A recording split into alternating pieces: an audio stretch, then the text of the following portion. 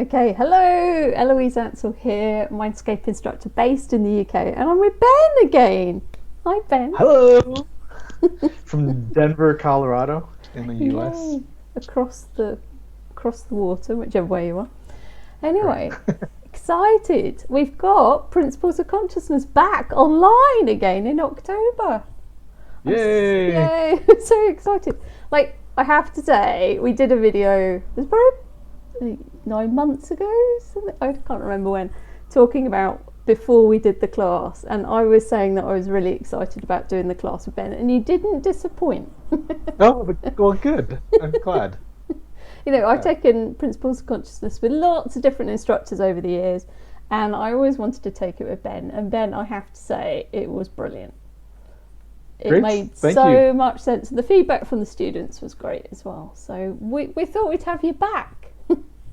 Yeah. Well, I'm excited to be teaching the class again online. Of course, that's obviously one of the many benefits of this period of time where we're able to offer all these different classes online and offer it with, people have the opportunity to take classes with instructors that maybe they haven't been able to in the past due to travel and other types of logistics. So Yes. this makes it simple. Yeah, there's no red tape. Yeah, yeah. But Principles of Consciousness is definitely one of my favorite classes to teach, because it really goes into the theory and the philosophy of the body talk system, which I've always been attracted to from the very beginning. So yeah, I love sharing my experiences and my perspectives with people. Yeah, and you bring such a great foundation to the class, and it really shows how everything fits together. And the class really, for me, I think we said in the last video, it really underpins everything within Body Talk. So Right, exactly. I mean, those first three chapters of the fundamentals textbook that talk about the theory and the philosophy of the body talk system, that part of the fundamentals class is really what I think from my perspective, is really expanded upon in the Principles of Consciousness class. So, those first three chapters are well worth rereading over the course of one's body talk career at different times, because every time you read those first three chapters, anytime you reread any manual or textbook, right, body talk related in particular, I think people are going to see things in a different way. And I think, as a result of taking the Principles of Consciousness class and going back and revisiting those first three chapters, I think people will see things again in a different way. yeah, and it doesn't matter how long you've been doing Body Talk, like a couple of months or decades, there's still something to explore going back to the basics in a way. And I know every time I resit a class or come back to something, there's always something new that opens up, or I see something in a different way, or deepens my understanding of it, and it's great. Yeah. So that's one thing that I really like to do, and that I typically do in my consciousness classes, is continue to tie the material back to body talk fundamentals, because in my experience, it seems that practitioners, when they learn fundamentals, students, when they learn fundamentals, the theory and philosophy is great, it's interesting, but then there's so much to learn in the fundamentals class. I mean, it's packed with information. You have to learn the protocol, you have to learn the questioning sequence of the exploring procedure, and then you have to learn all of the techniques. And if you're new to working with people in kind of a practitioner client dynamic, then that's a whole other dynamic that someone has to get accustomed to. So there's Yeah. so much information, and I think sometimes that theory and the philosophy, which does underpin the entire system, it kind of gets lost in people's awareness. So to me, I think it's really helpful to continue to tie the material and the techniques that people learn, to tie that back into the foundational stuff upon which the entire system is built. So something, some of the main concepts that we talk about and that people learn in the fundamentals class are things like top-down causation and those 5 levels of body.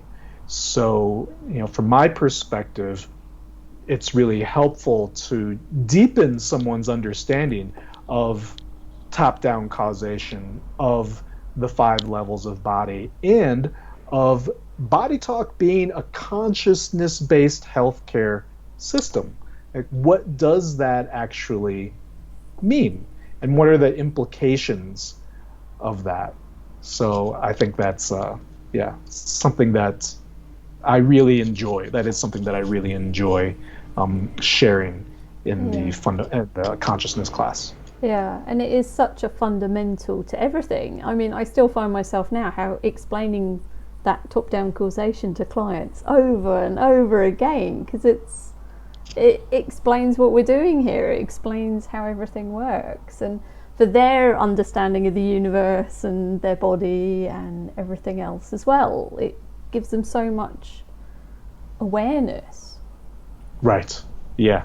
So, when I don't typically, I used to do this with clients, pulling out my miniature whiteboard and doing a little explanation of top-down causation. But this is something that I typically do present in the consciousness class, that, in way back in our early schooling, when we're learning science, when we're learning biology, we talk about something like this idea of the levels of organization. And when we look at this whole idea of breaking the body down into smaller and smaller bits, you have the human here at the lowest level. That's obviously the organism. And if we break down the human into the next level of organization, you then have the various systems. We have the cardiovascular system, the circulatory system, all the different systems that are listed in the protocol chart. And then if we break the systems down even further, all the systems can be broken down into the various organs, the endocrines, the body parts, all those things that are listed on the protocol chart. And if you break down those even further, then those are made up of tissues. And the tissues are made up of cells, and the cells are made up of molecules. I'm just typing this out with my typographical errors here, my spelling errors. Molecules, and molecules are made up of atoms, and atoms are made up of subatomic particles, all the protons, electrons, and neutrons. And those subatomic particles are really just frequencies of energy.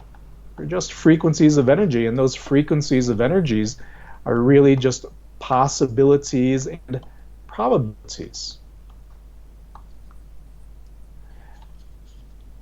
And so some of the people who are watching this video some of you are probably familiar with the double slit experiment of when experimenters took a subatomic particle, an electron, and did an experiment which showed that depending on whether or not the electron is being observed, it will either act like a particle, like a solid thing, or it will act as a wave, which represents infinite possibilities. It could really be anything.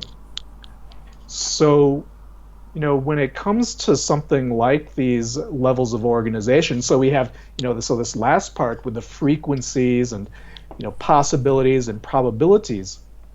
All those possibilities and probabilities, really, they have to be observed.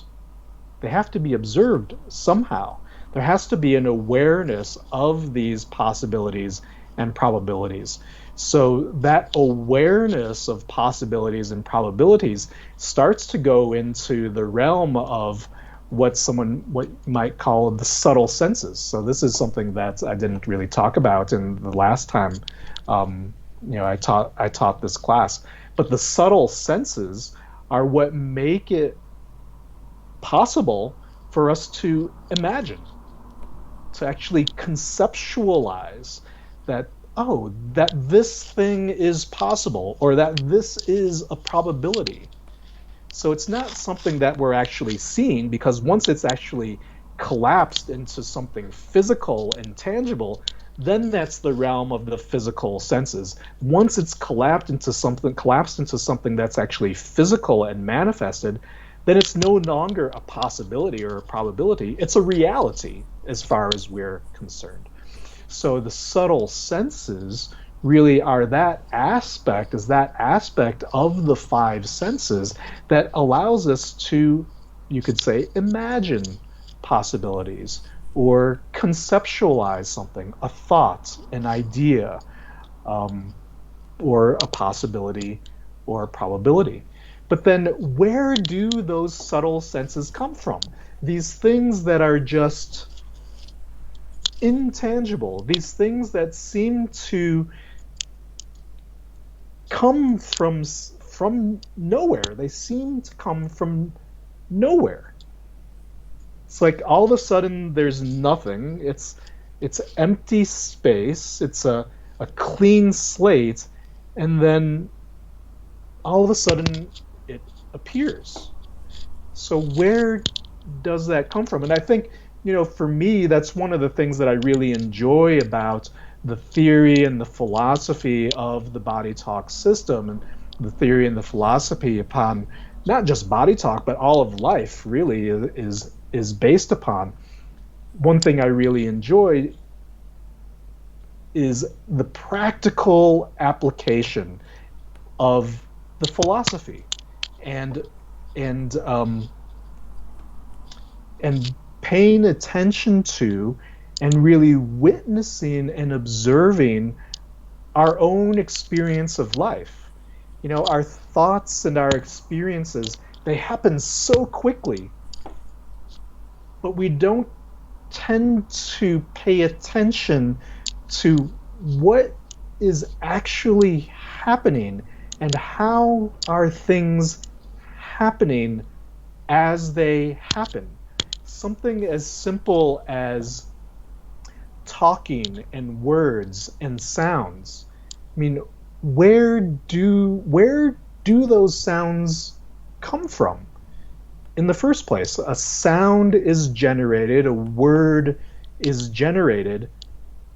Yes, there's the mechanics of the vocal cord and the tongue and the teeth and all of these things, and air and vibrating the vocal cords, but if we stop to think about it, when we stop to think about it and observe, there's a sound or a thought that really it's appearing from nowhere.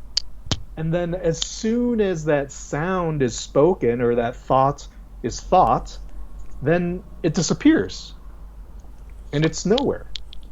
So how does all of this happen? So, when we talk about this in the context of BodyTalk and of this class, we'd say that it's all of this comes from consciousness. It comes from this thing that contains all possibilities and all probabilities. And what makes this consciousness possible? And where does this consciousness come from in the first place? And how does our mind and our attitudes and our belief systems as human beings, but in the context of BodyTalk, as practitioners or as a client receiving BodyTalk, how does our mind and the contents of the mind, our attitudes and belief systems, how does that then influence all these levels of organization? How does that influence one's subtle senses? How does that influence what you imagine, what you visualize? How do those attitudes and belief systems influence what you believe is possible or what you perceive as probable? And then how does that trickle down through the levels of organization, the subatomic to the atomic to the molecular to the cells, the tissues, influencing every level of organization to eventually manifest maybe as some disease or some health issue or some ache or pain. And I think one of the things that people talk about in our kind of new agey, I don't really like to think of BodyTalk as new agey, but in this kind of energy medicine realm is this idea of the observer effect, and how our ability to observe collapses possibilities and creates probabilities, which then trickle down. But I think one of the pieces that people just kind of glean over is they still believe that this human being, mechanism, organism, that this physical thing, that this is the observer. No.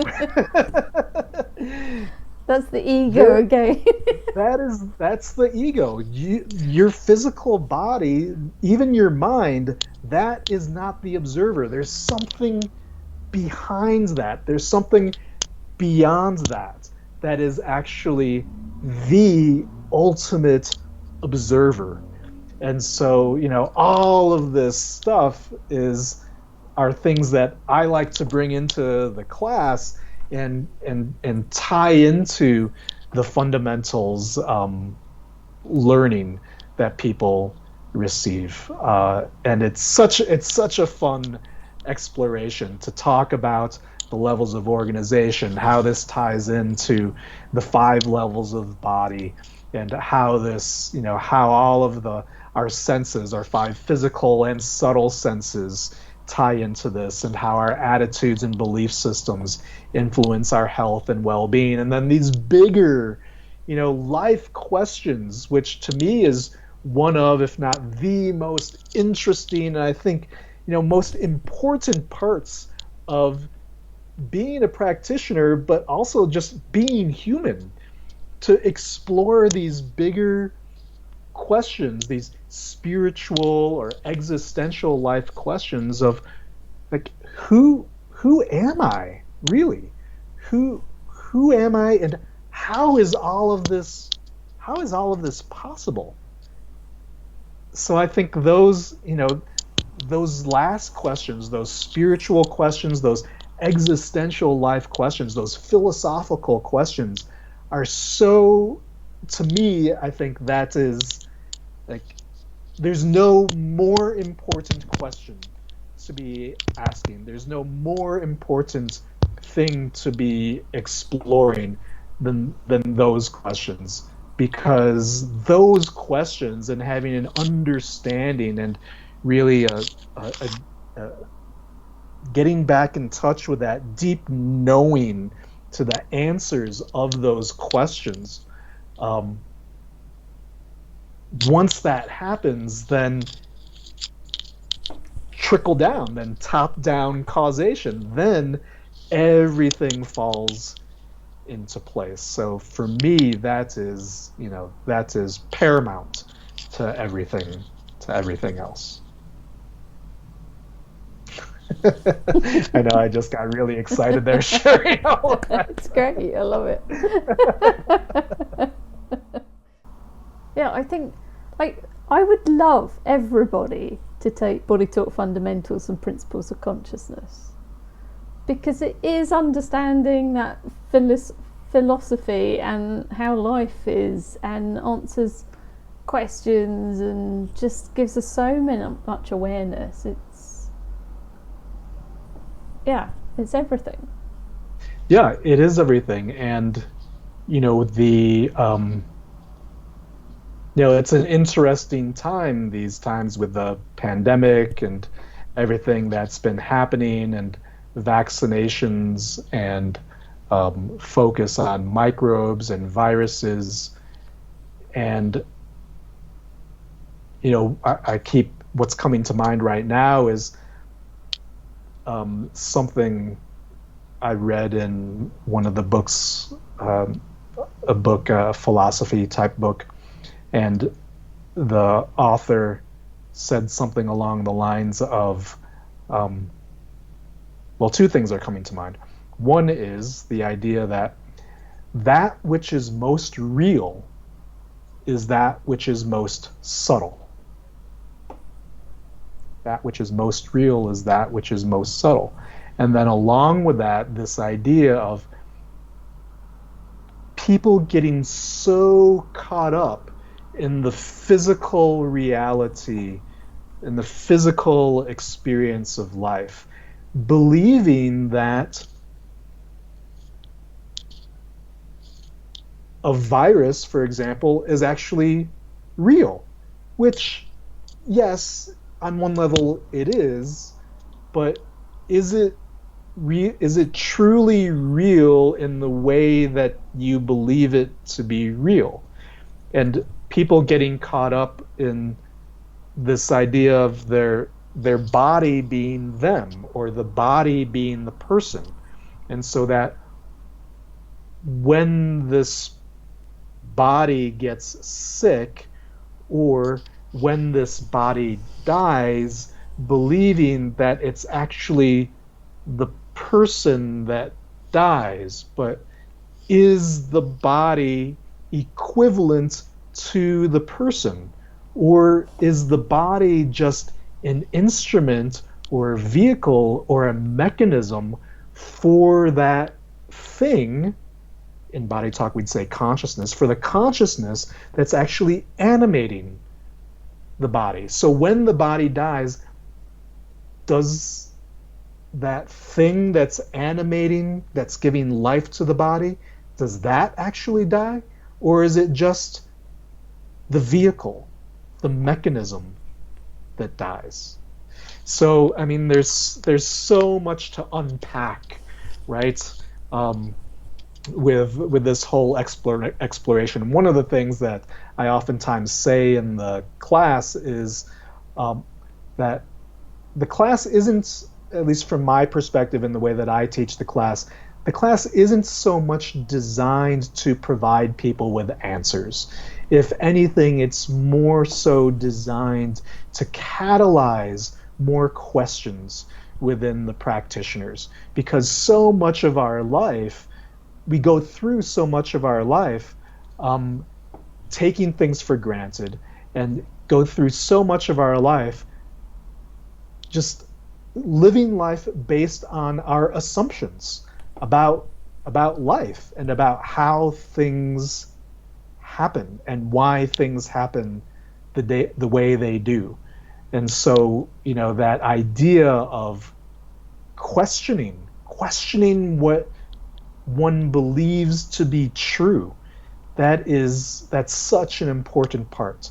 And so now this makes me think of breakthrough, right? And one of the things that I always do in my consciousness class is I keep referring to breakthrough and the importance of understanding some of those breakthrough concepts. I know you, Eloise, have taken breakthrough several times, and Terry Ann has taught several classes with you.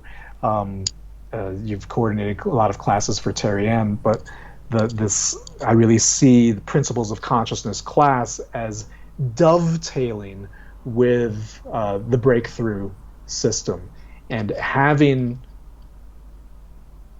an understanding of both, having an understanding of body talk, of Principles of Consciousness, having an understanding of breakthrough, and how these two fit together really, I think, deepens someone's effectiveness as a practitioner and as just a human being, because we can see how strong of an impact these assumptions that we have, how strong of an impact they have on our health, on our life, on how we live our life, on our experience of life.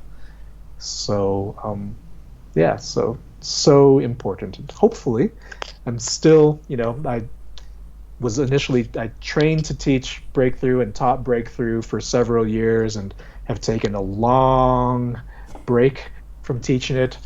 Hopefully, baby steps, making my way back towards teaching breakthrough again. We'll see how that unfolds. Yay, excited So to have you back in nice. the life sciences as well. Yeah. It's nice to bring it all together.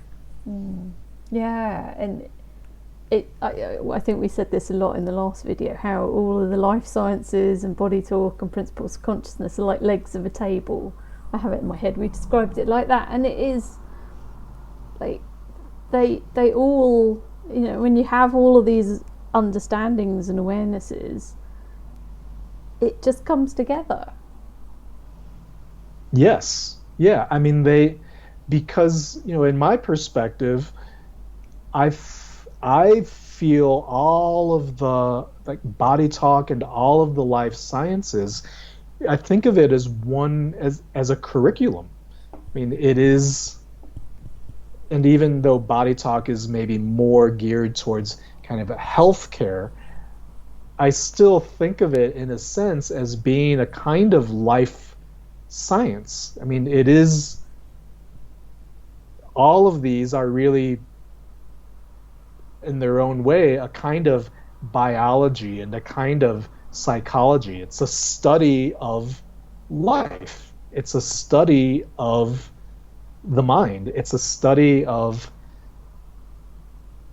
our experience of what it means to be human, and examining those things, examining the human experience, right, much more closely than probably most of the human population does. I think that's probably fair to say. Yeah. It's like people may have an awareness that there's something else going on, but unless they actually start looking for it and seeking it, or it's always the term that gets used, but like actually studying it, you'll spend your whole life going, oh, there's something here.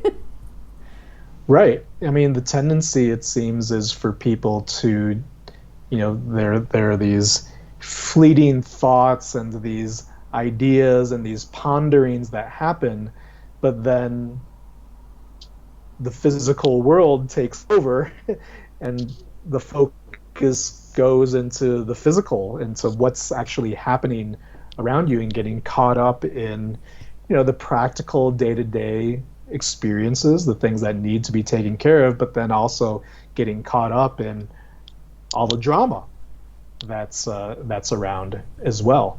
And so, but it is so important to pay attention to those ponderings and those questions that come to mind, instead of just thinking, oh, well, that's interesting, or that was a weird thought, or maybe that's crazy, or whatever the case may be. But part of body talk and the life sciences, really the entire IBA curriculum, from my perspective, part of it is of being a consciousness-based healthcare system is very much about helping people to be more conscious, helping people to be more aware, and more self-aware, really, meaning self-aware in the sense of who or what is this self that is aware, that is observing, and the distinction between this individual ego type of self and the big self with a capital S. Yeah. So. And it's so easy to get caught up in the drama, especially at the moment, and be stuck in this experience of everything being physical. Right. Yeah. Which, of course, it's not to discount the physical. Obviously, that is our experience, that everything around us is physical, or else we would just be teleporting and walking through walls and flying through the air like super people.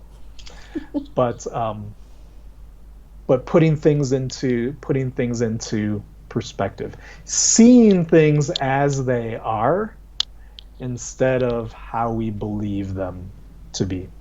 And as we kind of explore maybe in a little bit more depth in breakthrough, a shift in perspective is all it takes to radically change one's experience of life. It's like those optical illusions when you look at a picture and you look at it from one perspective and you see a young woman, and you shift perspective and you see the old woman. They're both images are present in the one image, but how are you looking at it? Are you only focused on one? Are you only able to see one or the other? Or can someone see that both images are actually present simultaneously, and that it's just the flexibility of the mind? Where is your mind putting the focus? What are you giving attention to? So because we know that what we get as practitioners, that's such an important part when we talk about awareness and attention versus intention. What are you giving attention to? Because whatever we give attention to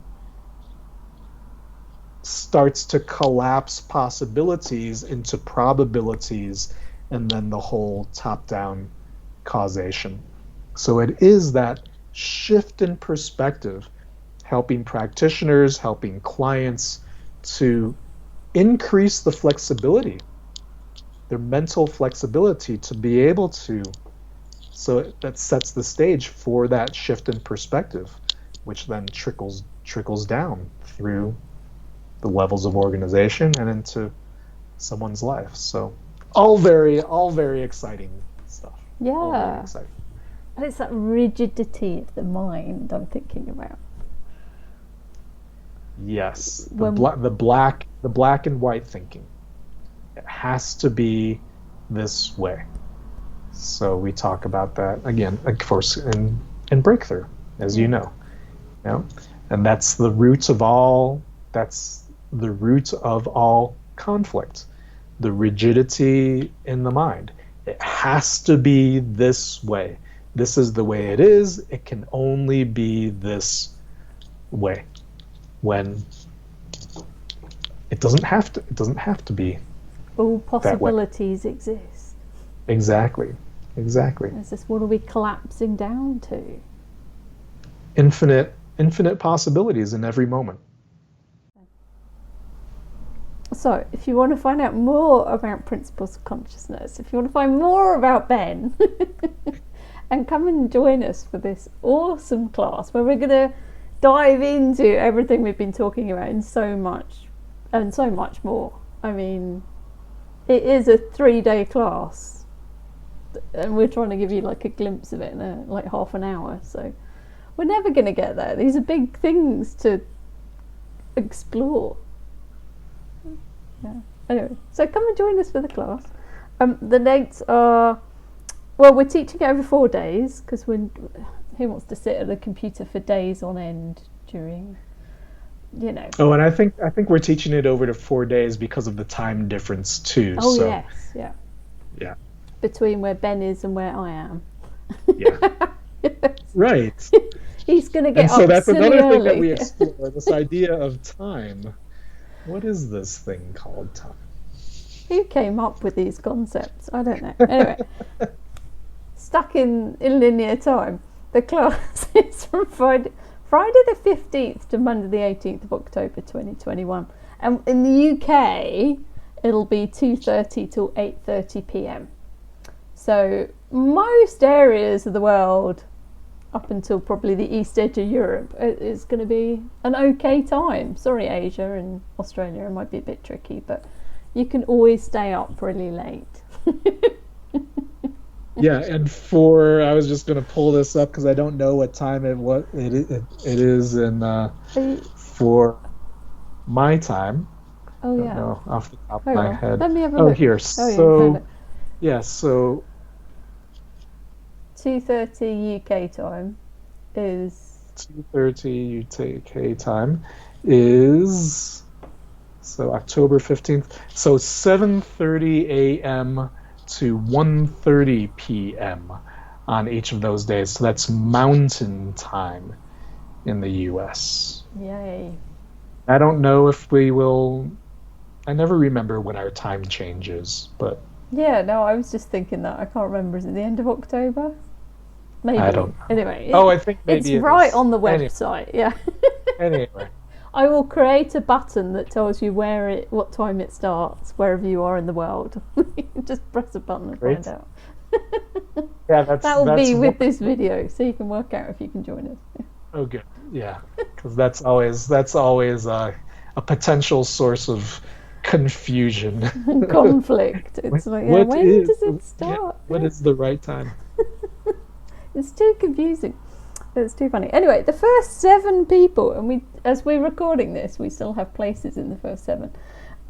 New students, if you register and pay before I've put a random date down on my notepad, which makes no sense at all. Anyway, there's a date. I'll put it with this video.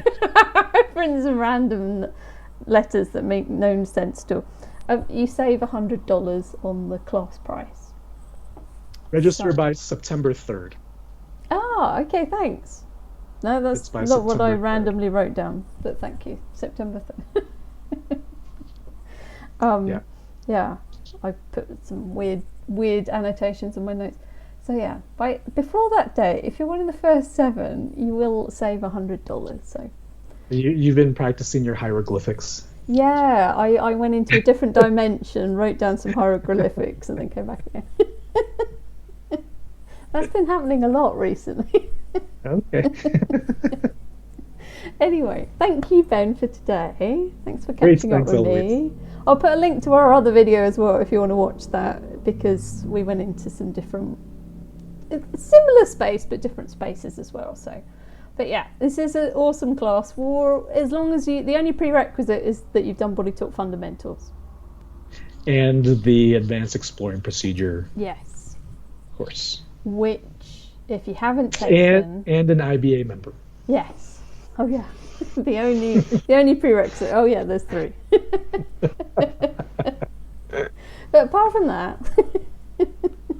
so yeah. So if you want to join us, we would love to hang out with you for a few days and explore all of this in a lot more depth. So thank you, Ben, for today. Yeah, And, thanks, Eloise. It's great chatting. It's always a good time. Cool. And if you've got any questions, get in touch with me and we will answer them all. Well, maybe not all of them. Questions about the class would be good. Anyway, thanks, Ben. Take care, everyone. All right. Bye. Thanks. Bye.